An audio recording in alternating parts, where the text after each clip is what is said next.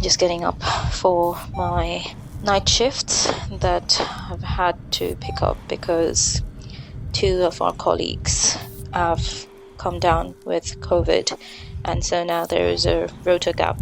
This is not the first year in the NHS that Dr. Pushpo Hussain was expecting. That means staying up all night, looking after sick patients and wearing PPE for most of the time. So I shall take you with me on my PPE journey today. It's late January and she's working as a junior doctor in a South London hospital on the COVID wards. As we join her on the night shift, we're going to hear how vitally important the masks, gowns and gloves the NHS provides are for keeping her safe. Some of this equipment ran dangerously short in the early months of the pandemic. In response, the government belatedly, and at the top of the market, splurged hundreds of millions on kit that's not fit for purpose. Tonight on File on 4, we take you behind the mask on the NHS front line.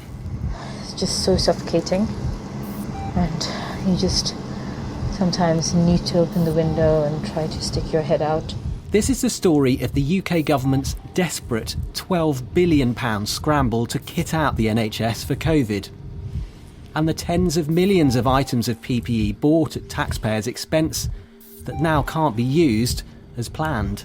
It's pretty devastating for those who work on the front line, and to know so much money is being wasted when it could have been invested in our frontline services.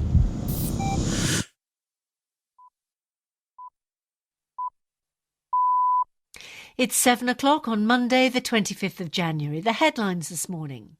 Senior Conservative... All right, I've just gotten up and I looked at the news today.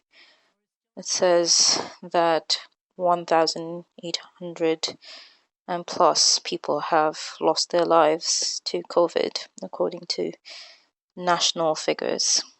Gosh, so difficult and so sad.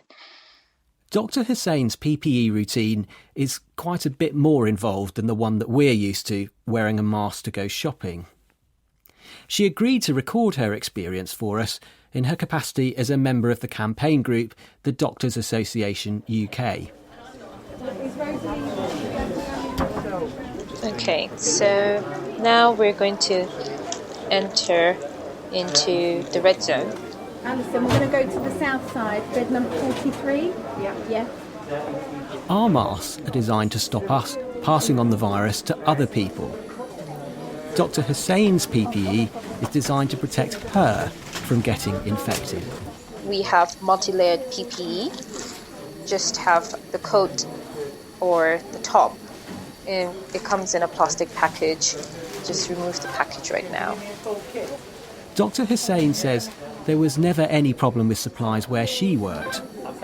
She still fell ill though. I caught COVID in the first wave, and I followed all the COVID PPE guidelines. All the PPE that I had couldn't stop me from getting COVID. I felt really sad and scared for the people who were saying that they did not have PPE because it's just such a terrible disease. It's very scary. So I'm putting on one of these FFP3 masks. They're usually very, very tight and quite difficult to wear, in fact. FFP3s, or filtering face pieces, are some of the most important kit on the COVID front line. If you've seen any news items from intensive care units, you'll have spotted them. They sometimes come with a valve on the front and are fitted around the head by elastic straps. You have to press it down on your nose so it forms a tight fit. If you're a doctor or nurse working on any surgical procedures where virus particles could get transmitted through the air, it's FFP3s that have to be worn. Sometimes you have to wear them for a 12-hour shift straight, and it gets really, really suffocating inside.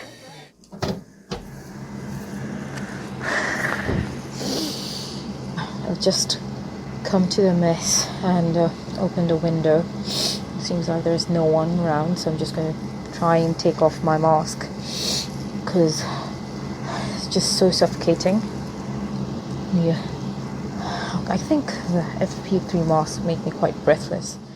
You can hear from Dr. Hussain how tightly these masks have to fit. As much as it's about wearing this PPE, it's equally difficult taking it off. The vast majority of the billions of items of PPE the government bought for doctors like Pushpo Hussain are safe and usable. And then you try to pull off one of your gloves using one of your other hands that's already in the ground.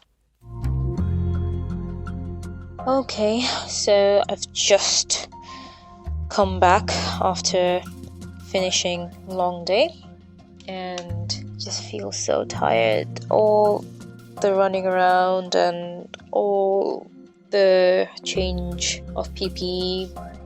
It's the end of Dr. Pushpo Hussain's shift covering for her sick colleagues. 12 hours on the COVID front line. And on her birthday too. We have adequate amount of PPE in the trust that I work, thankfully. However, in the first wave, I did read news about trusts not having PPE, and that was really scary. It made me feel really grateful that I was not working in those areas, because I cannot imagine how scared the people working in those trusts may feel.